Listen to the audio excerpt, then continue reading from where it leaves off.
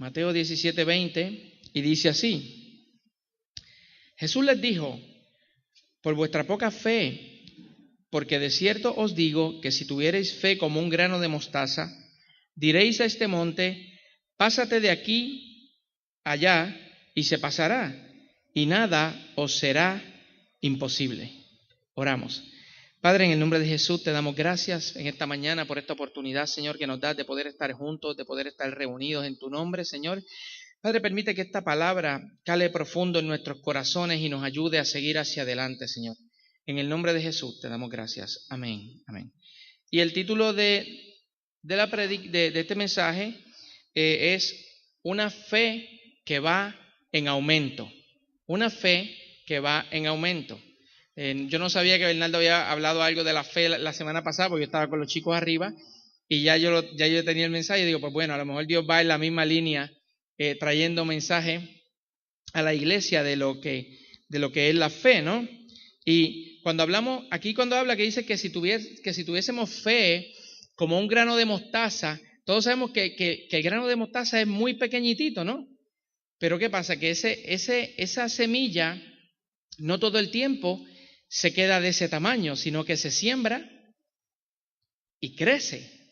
Entonces, por lo tanto, nuestra fe también crece. No todo el tiempo nuestra fe va a ser como un grano de mostaza, sino que la fe va en aumento, la fe va creciendo. Y es como dice aquí, ¿verdad? Le dirías a ese monte: pásate. Y dice que se pasará. Entonces, como un grano de mostaza, Dios, ¿verdad? ¿Qué Dios utiliza para abonar nuestra fe? ¿Qué Dios utiliza para que esa fe vaya en aumento en nuestras vidas? Pues Dios utiliza diferentes escenarios en nuestra vida, diferentes situaciones, a veces situaciones que duelen, situaciones un poco complejas, que a veces le decimos al Señor, pero ¿y por qué a mí? Porque a veces nos miramos y decimos, Señor, ¿por qué yo tengo que estar pasando por esto? Pero es necesario que a veces pasemos por ese tipo de situaciones para que nuestra fe crezca y que nosotros podamos mirar más allá de lo que nuestros ojos físicos pueden ver. Y así, con cada experiencia que tenemos, nuestra fe va aumentando. Por ejemplo, no es lo mismo la fe de una persona que a lo mejor recibe un salario mensual, que ya es fijo y eso sabe que va a llegar, a una persona que a lo mejor no tiene nada. Una persona que no tiene absolutamente nada, su fe pues va a ser de otra manera, porque es que lo único que te queda es la fe. No tienes nada, solamente hay que confiar en que Dios hará algo. O si Dios o que las promesas de Dios, o lo que Dios ha dicho en su palabra, se va a cumplir. Yo leía un libro que se llama un libro que se llama Los Cazadores del Miedo. Y este libro decía que de la misma manera que en un momento dado Josué peleó contra 5 reyes, nosotros tenemos 5 sentidos que nos pueden también engañar. ¿Por qué? Porque a veces estamos viendo alguna situación, a veces nos han dicho algo, pero ¿qué Dios dijo? Versus lo que tal vez nos están diciendo o el panorama que estamos viendo, ¿qué Dios dijo? Eso es lo que nos tiene que sostener, la palabra que Dios nos ha dicho. Según Hebreos capítulo 11, la fe es la certeza de lo que se espera y la convicción de lo que no se ve, ¿verdad? Nosotros vamos caminando por fe. Él dice que este caminar no es por vista, sino es por la fe. Nuestra fe va mirando más allá. Y dice, nosotros cuando estamos en la voluntad de Dios y estamos marchando en el camino de Dios, debemos seguir marchando aunque no lo veamos realizado, o lo que Dios dijo, lo que Dios prometió, o es cuando a lo mejor uno va estudiando, que uno quiere terminar una carrera, pero se hace la cosa cuesta arriba y uno tiene que estudiar y a veces tiene uno que amanecerse y entregar el proyecto, pero uno va con la fe de que en algún momento voy a terminar, ¿ve? Y aunque no lo veamos, es como cuando uno va al gimnasio uno va a hacer ejercicio, ¿verdad? Algunos quieren echar músculo, pero hay gente que en una semana o en un mes quieren estar como Arnold Schwarzenegger y dicen, no, se miran al espejo y dicen, como no estoy así de grande, pues me quito, no voy más. Pero no, hay que seguir, ¿verdad? Seguir, y con el tiempo, ¿verdad? Que uno ve el fruto del esfuerzo. Pues así es la fe. La fe es como una brújula que nos va guiando en este caminar en el Señor, ¿no? Muchas veces Dios nos llama a caminar en Él, nos llama a diferentes proyectos, porque Dios tiene un propósito con cada uno de nosotros. Y nosotros tenemos que confiar en Él. Muchas veces Dios no nos va a mostrar el plan completo, porque si nos muestra el plan completo, nos vamos a asustar. Y es mejor dárnoslo poquito a poquito, porque si nos da todo el potaje completo, nos atragantamos y después no caminamos, ¿no? Entonces es como cuando alguien estudia, por ejemplo, cuando alguien estudia cirugía, ¿verdad? Y gente que tiene que operar, esa gente tiene que estar acostumbrado a ver sangre, a ver muchas cosas. Entonces, posiblemente al principio pues te dan clases de anatomía, te dan ciertos tipos de clases, y ya cuando prácticamente estás preparado, pues entonces te ponen el bisturí en la mano para entonces empezar a trabajar, ¿no? Pues es lo mismo, muchas veces Dios no nos va a dar todo completo al principio, sino que a veces nos va a dar cosas mayores cuando Él entiende que ya nuestra fe va desarrollada un poco más, o cuando nuestro carácter va desarrollado un poco más adelante, pues entonces Él empieza a mostrarnos el plan o el panorama, se empieza a abrir de una manera un poco más grande, ¿no? Y hay que caminar mirando hacia el invisible. Tenemos que caminar mirando lo que Dios dijo que iba a hacer, porque sus promesas son sí y son amén. Las promesas del Señor, hace muchos años atrás, yo no sé si aquí se cantaba, que había un cantico que decía, las promesas del Señor mías son. En la Biblia yo lo leo y yo sé que es la verdad, las promesas del Señor mías son. Y eso es lo que nos sostiene en nuestro caminar, las promesas del Señor. Y dice en Segunda de Reyes, capítulo 6, no tiene que buscarla, dice en el verso 15 al 17, dice, y se levantó de mañana y salió el que servía al varón de Dios, y he aquí el ejército que tenía sitiada la ciudad, con gente de a caballo, carros. Y entonces su criado le dijo, Señor mío, ¿qué haremos? Estaban rodeados por un gran ejército. Y él le dice, Señor mío, ¿qué haremos? Cuando yo era pequeño había una serie en la televisión que le llamaban El Chapulín Colorado. No sé si aquí llegó esa serie en algún momento dado. Y siempre que había un problema decían, y ahora, ¿quién podrá defendernos? ¿Verdad? Y allá salía el Chapulín a defender. Pues algo así estaba pasando aquí. ¿Qué haremos? ¿Qué vamos a hacer? Nos tienen rodeados. Entonces, dice que el amo de este hombre le dice, y él le dijo, no tengas miedo, porque más son los que están con nosotros que los que están con ellos. Le digo, no tengas miedo, si más son los que están con nosotros. Y dice, y oró Eliseo y dijo, te ruego, oh Señor, que abra sus ojos para que vea. Entonces Jehová abrió los ojos del criado y miró, y he aquí que el monte estaba lleno de gente de a caballo y de carros de fuego alrededor de Eliseo. El hombre no podía ver más allá. Y Eliseo, yo imagino orando y diciendo, Señor, ábrele los ojos para que él pueda ver, porque yo le estoy diciendo que no tenga miedo. Y cuando miró los ojos, había un gran ejército y era mayor los que estaban con ellos que los que estaban en contra de ellos.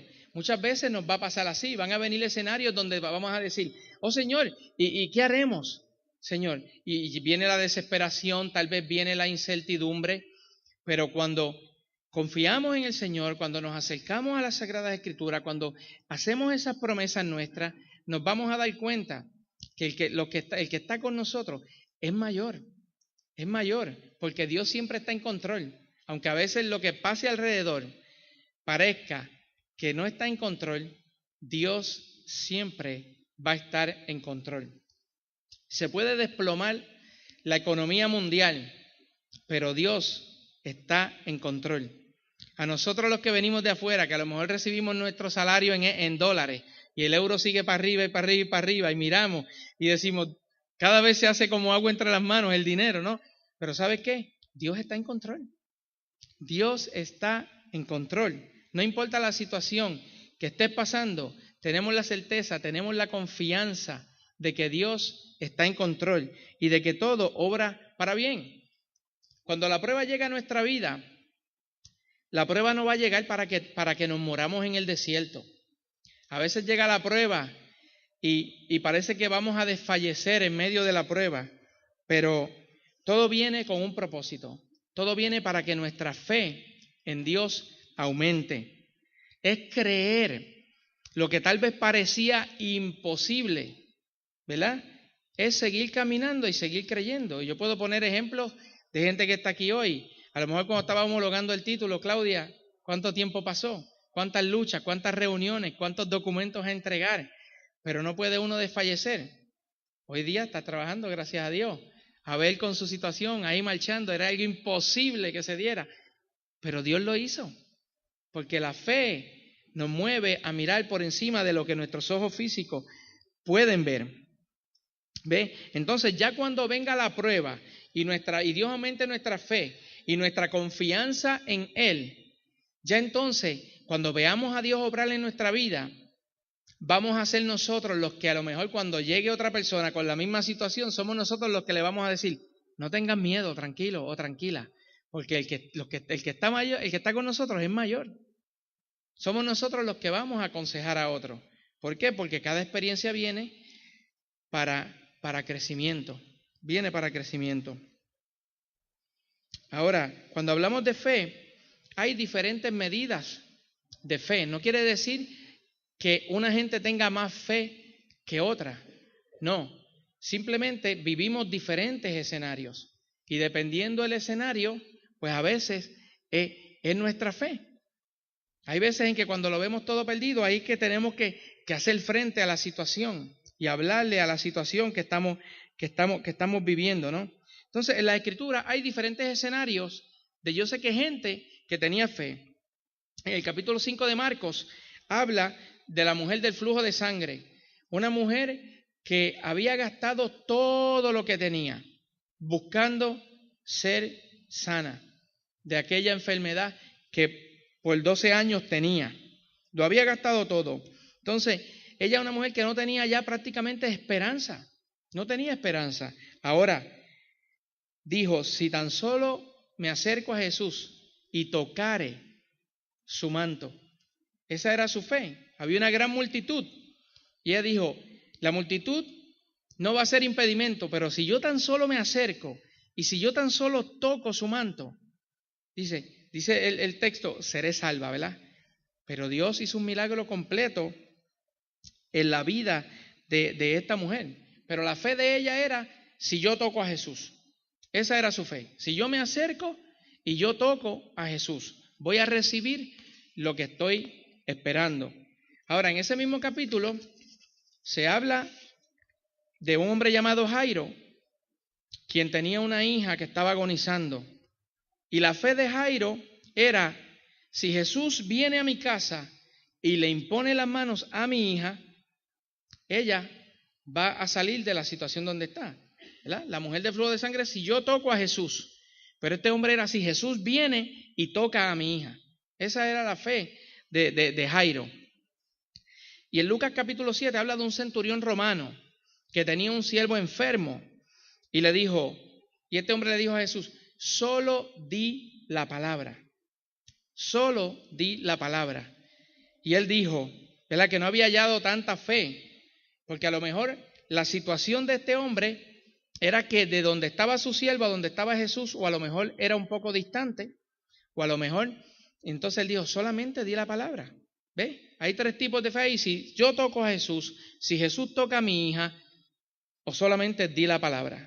Dependiendo la circunstancia, dependiendo el escenario, muchas veces nuestra fe se va a activar de diferente manera.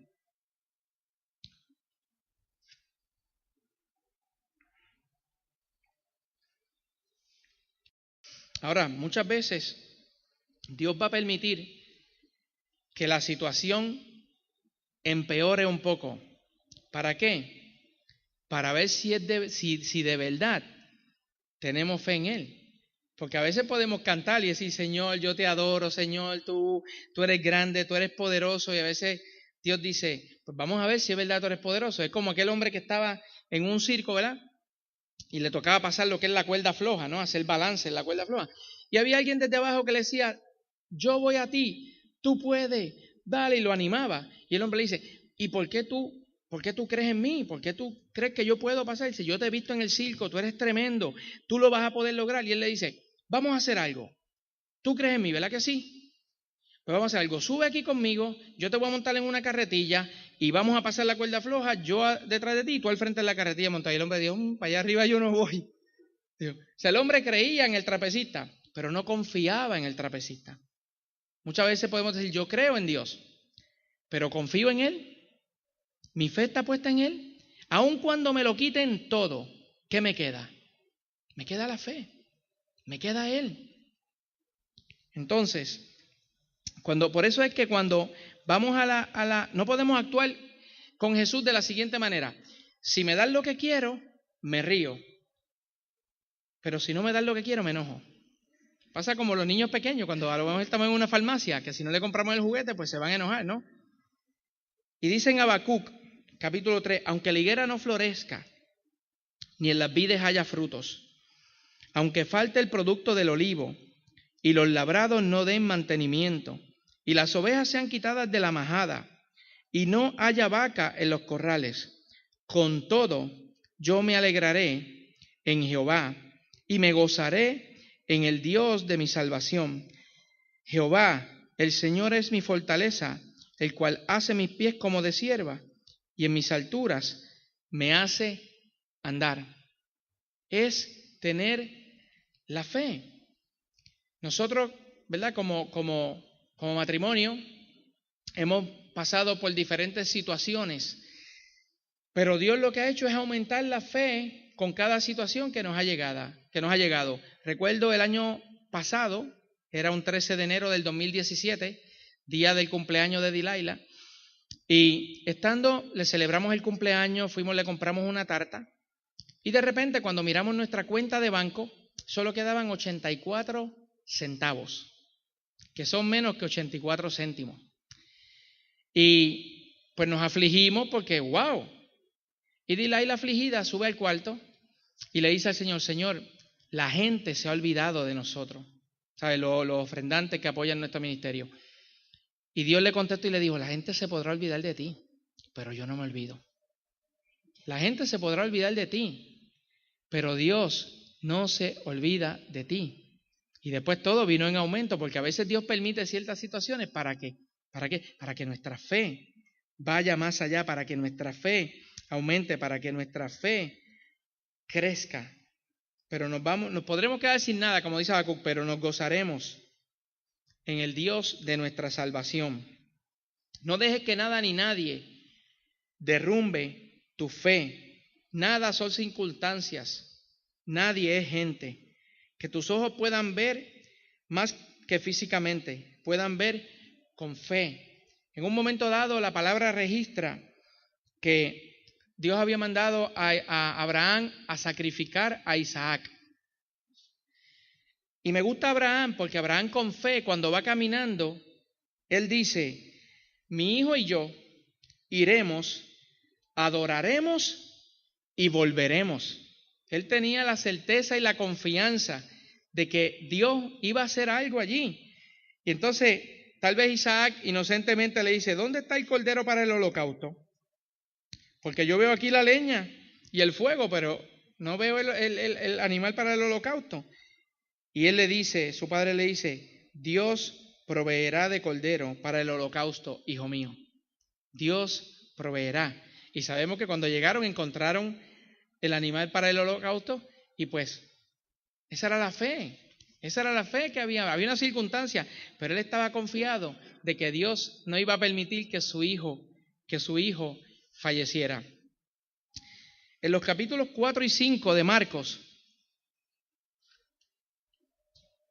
Jesús está con los discípulos y yo lo miro desde mi punto de vista como si estuviesen subiendo una escalera, ¿no? Y en el primer escalón, los discípulos están viendo a Jesús calmar los vientos y la tempestad. ¿Se acuerdan que llegó el viento, la tempestad, se desesperaron, pero Jesús salió y con poder y autoridad calmó los vientos y la tempestad? Después de eso suben a un segundo escalón y se encuentran al Ujier allí, que era el endemoniado gadareno, le estaba dando la bienvenida al lugar donde estaban llegando. Pero también los discípulos vieron cómo Jesús con su poder liberó al endemoniado gadareno. Suben al tercer escalón y ven a la mujer del flujo de sangre. Y ya cuando están en el último escalón, que están en la casa de Jairo, estoy seguro que la fe de muchos de esos discípulos estaba por las nubes, porque habían visto a Jesús obrar con poder. Pero había algo interesante en la casa de Jairo, y era que había gente que no estaba viendo con los ojos de la fe. Hubo gente que inclusive cuando Jairo se acerca a Jesús para pedirle que vaya a su casa, le dicen, pero ¿para qué vas a molestar al maestro ya? Si ya ella está muerta.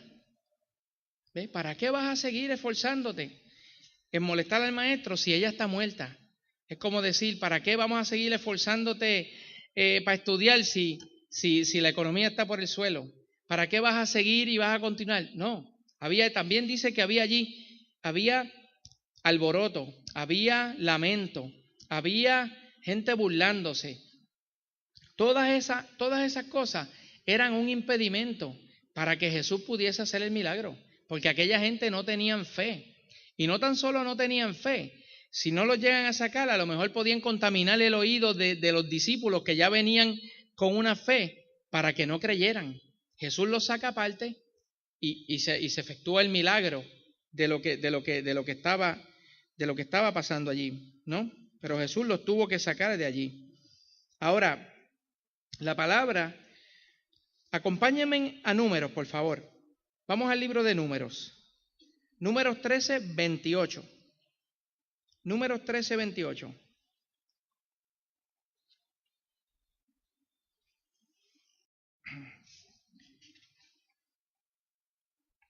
Números 13, 28.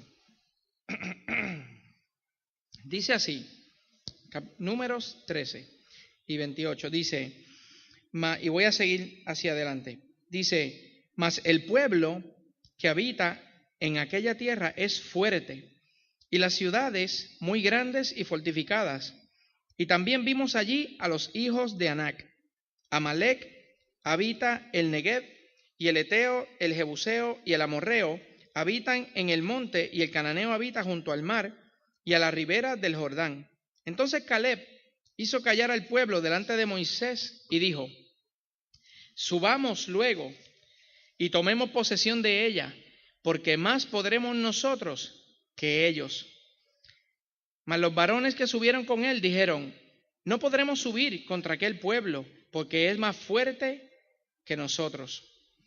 Y hablaron mal entre los hijos de Israel de la tierra que habían reconocido, diciendo, la tierra por donde pasamos para reconocerla es tierra que traga a sus moradores. Y todo el pueblo que vimos en medio de ella son hombres de grande estatura. También vimos allí gigantes, hijos de Anac, raza de los gigantes, y éramos nosotros a nuestro parecer como langosta, y así les parecíamos a ellos. Voy al 14. Entonces toda la congregación gritó y dio voces, y el pueblo lloró aquella noche, y se quejó contra Moisés y contra Aarón, todos los hijos de Israel. Y les dijo toda la multitud, ojalá muriéramos en la tierra de Egipto, o en este desierto, ojalá muriéramos. ¿Y por qué nos trae Jehová a esta tierra para caer a espada, y que nuestras mujeres y nuestros niños sean por presa? ¿No nos sería mejor volvernos a Egipto? Y decían el uno al otro, designemos un capitán y volvamos a Egipto. Entonces Moisés y Aarón se postraron sobre sus rostros delante de toda la multitud de la congregación de los hijos de Israel, y Josué, hijo de Num, y Caleb, hijo de Jefone, que eran de los que habían reconocido la tierra, rompieron sus vestidos. Y hablaron a toda la congregación de los hijos de Israel, la tierra por donde pasamos para reconocerla es tierra en gran manera buena, Si Jehová se agradare de nosotros, Él nos llevará a esta tierra y nos la entregará, tierra que fluye leche y miel. Por tanto, no seáis rebeldes contra Jehová, no temáis el pueblo de esta tierra, porque nosotros los comeremos como pan. Su amparo se ha apartado de ellos, y con nosotros está Jehová. No los temáis. Y entonces toda la multitud habló de apedrearlos.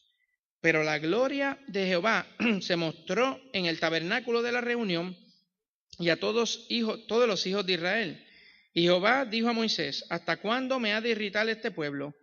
¿Hasta cuándo no me creerán con todas las señales que he hecho en medio de ellos? Y los heriré de mortandad y los destruiré, y a ti te pondré sobre gente más grande y más fuerte que ellos. Josué y Caleb entran 2 espías a la tierra prometida, pero solamente 2 vieron lo que Dios estaba viendo.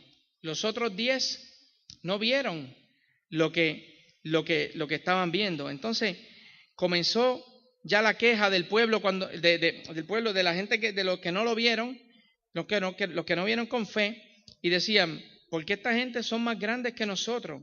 Decían: esta tierra se traga a sus moradores, son grandes en estatura, nosotros somos como langostas. Entonces el pueblo dice que lloró. Después empezaron a decir: mira, ojalá hubiésemos muerto, busquemos un capitán y volvámonos a Egipto. Y Josué y Caleb estaban con una fe que decían: pero si es que esto es pan comido, si Dios está con nosotros, marchemos hacia la conquista, marchemos hacia adelante. Y prácticamente aquellos hombres no tan solo no vieron con los ojos de la fe, sino que empezaron a contaminar al pueblo, diciéndole lo que allí habían visto según su punto de vista, y el pueblo se hizo eco de las palabras de la gente que no vio y se querían regresar. Y muchas veces en nuestro caminar Dios nos llama con un propósito, Dios nos llama tanto como iglesia como individuos. Dios tiene un plan perfecto para cada uno de nosotros y vamos caminando. Y de cierto que en el camino van a haber gigantes. Pero ¿con qué ojos miramos a esos gigantes? Con los ojos de la fe de que Dios está con nosotros y que si Él está con nosotros vamos a poder llegar y vamos a poder conquistar lo que Dios nos ha dicho que vamos a conquistar. ¿O somos de los que no vemos lo que Dios está viendo y nos estamos intimidando, y no tan solo nos intimidamos, sino que compartimos eso con otra gente y para que ellos tampoco puedan avanzar? La palabra ahorita hablaba de que las promesas del Señor mías son, ¿no? Romanos 8:31 dice: si Dios es por nosotros, ¿quién contra nosotros? Jeremías 20:11 dice: Dios está con nosotros, ¿cuán poderoso? Gigante. Salmo 91, del 7 al 9 dice: caerán 1000 a mi diestra, mas a mí no llegarán. Dice el Salmo 27:3: aunque un ejército acampe contra mí, aunque contra mí se levante guerra, yo estaré confiado. Dice la palabra en Lucas 10:19: he aquí que os doy potestad para hollar serpientes y escorpiones, y sobre toda fuerza del enemigo, y nada te dañará. Josué 1:9: mira que te mando que te esfuerces y seas valiente, no temas ni desmayes, porque Jehová tu Dios estará contigo donde quiera que tú vayas. Y así como esta, hay un sinnúmero de promesas que sabemos que el Dios poderoso está con nosotros. No tenemos por qué temer. Ahora, lo triste de este pasaje es el verso 12, cuando dice: yo heriré por mortandad y los destruiré, y a ti te pondré sobre gente más grande y más fuerte que ellos. Dios nos llama con un propósito. Dios tiene un propósito tanto con la congregación como con cada uno de nosotros. Pero la pregunta es, y me incluyo, ¿estamos viendo con los ojos de la fe lo que Dios va a hacer o lo que Dios está viendo?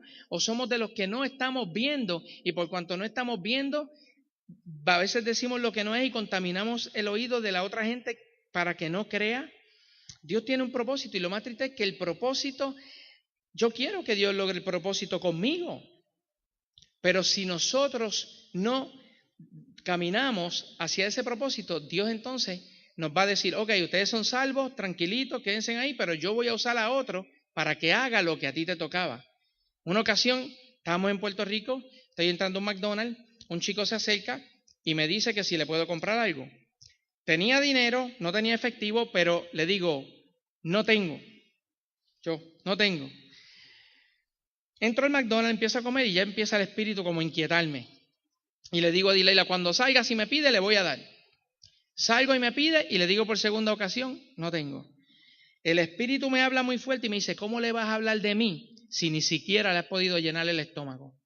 Y le dije a Dileila, métete por el servicarro, vamos a comprarle. Y cuando le compré, ya alguien le había comprado.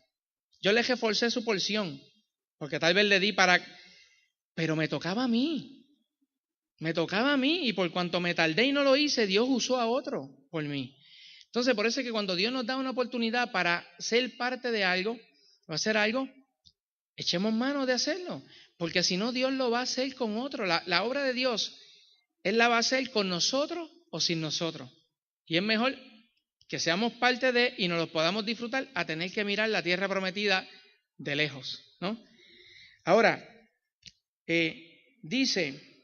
Y ya prácticamente voy terminando. Dice el Salmo 23. Jehová es mi pastor, nada me faltará. En lugares de delicados pastos me hará descansar. Junto a aguas de reposo me pastoreará. Confortará mi alma. Me guiará por senda de justicia por amor de su nombre. Aunque ande en valle de sombra de muerte, no temeré mal alguno, porque tú estarás conmigo. Tu vara y tu callado me infundirán aliento. Aderezas mesa delante de mí en presencia de mis angustiadores. Unge mi cabeza con aceite, mi copa está rebosando. Ciertamente el bien y la misericordia me seguirán todos los días de mi vida, y en la casa de Jehová moraré por largos días. ¿Hay algo aquí? Dice, Jehová es mi pastor, nada me faltará. Faltará, es futuro. En lugares de delicados pastos me hará descansar, eso es futuro. Junto a aguas de reposo me pastoreará, eso es futuro. Aunque ande en valle de sombra de muerte, confortará mi alma, futuro. Me guiará por senda de justicia, futuro. Aunque ande en valle de sombra de muerte, no temeré, futuro. Porque tú estarás conmigo, futuro. Tu vara y tu callado me infundirán, futuro. Ahora, aquí cuando dice, aderezas mesa delante de mí en presencia de mis angustiadores, unges mi cabeza con aceite, mi copa está rebosando, eso es presente. Dice, ciertamente el bien y la misericordia me seguirán, futuro. Todos los días de mí, en la casa de Jehová moraré, futuro, por largos días. Lo que el salmista está viviendo es una angustia con gente que le está haciendo la vida imposible. Pero él está mirando hacia el futuro y se está gozando, se está alegrando. Lo que él está diciendo, esta angustia no va a ser eterna. Esta angustia, cuando yo miro con los ojos de la fe, nada me va a faltar. Él me hará descansar, Él me pastoreará, Él me confortará. No voy a temer porque Él estará conmigo, me infundirá.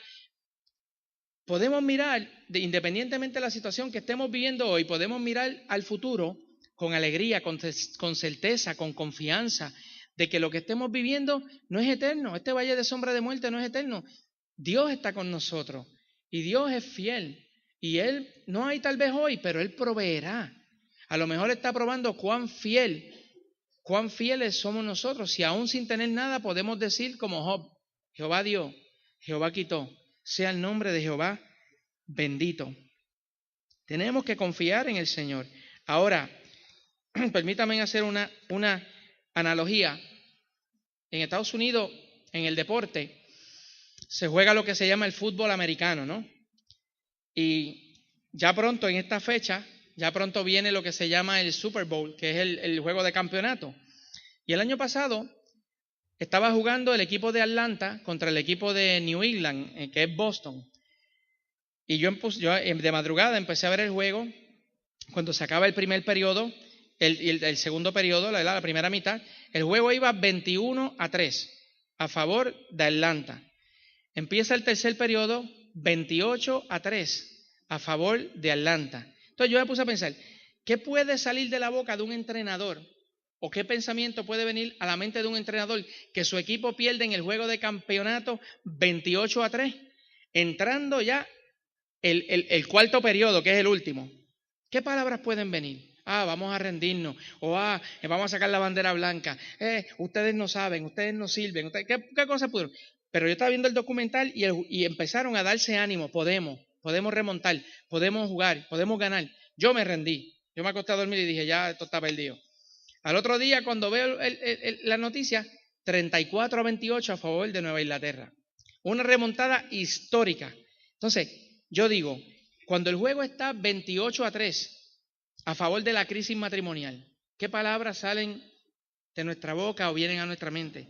Cuando el juego está 28-3 a favor de la crisis económica, cuando hay una situación familiar que estamos, ¿verdad?, atrás, cuando hay injusticia, pues tenemos que seguir marchando hacia adelante. Tenemos que seguir creyendo que aquel que está con nosotros es mayor que la situación que estamos viendo. Cuando la Biblia dice, y con esto termino, que le dirías a la montaña, quítate, a veces lo tomamos literalmente y decimos, ¿cómo le voy a decir a la montaña que se quite, verdad? Pero yo lo veo desde este punto de vista, es que cuando la situación llegue a tu vida, ¿cuántos vieron la película Cuarto de Guerra? ¿Se acuerdan en la escena donde la chica como que se coge como un valor, un coraje bueno y dice, tú no me vas a robar mi matrimonio? Y se paró firme y oró, y pues es algo así. Viene la situación tal vez económica, matrimonial, y es pararnos de frente con la fe y empezar a orar con la seguridad de que Dios va a mover esa situación. Porque Dios es fiel, pero ¿sabe qué? Dios lo hace para nosotros, para pulirnos. Cuando en el hay una división del ejército de los Estados Unidos que se llaman los Navy SEALs. Son las focas marinas, ¿verdad? Dicen que fueron los que acabaron con Bin Laden. Esta gente, dentro de su adiestramiento, no cualquiera puede ser un Navy SEALs, porque esa gente, el adiestramiento es duro, y pueden empezar 200 y terminan como 15. Pero hay una semana dentro de ese escenario que le llaman Hell Week, la semana del infierno, donde los sueltan en un monte, sin comida prácticamente, tienen que sobrevivir.